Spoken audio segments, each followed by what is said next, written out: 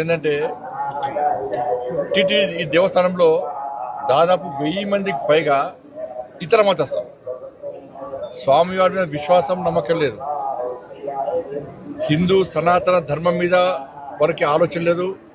ఆ సనాతన ధర్మాన్ని కాపాడాలి, సనాతన ధర్మానికి అనుగుణంగా వ్యవహరించాలని చెప్పి ఆలోచన వరకు లేదు.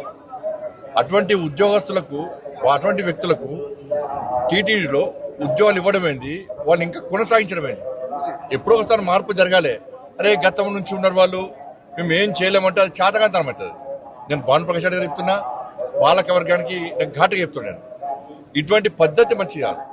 మీరు ఎంత అభివృద్ధి చేసినా, బయట భక్తులకు అన్ని సౌకర్యాలు కల్పించినా కూడా ఇతర మతస్థులు ఈ దేవాలయంలో ఉండడం వలన వాళ్ళ ఆచార వ్యవహార విషయంలో చాలా ఇబ్బందులు వస్తున్నాయి.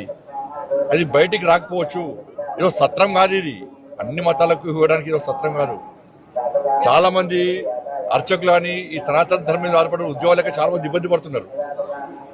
కాబట్టి జీతభత్యాలు ఇచ్చుకుంటూ స్వామివారి మీద విశ్వాసం నమ్మకం లేని వ్యక్తులను ఏ విధంగా మీరు ప్రోత్సహిస్తారు?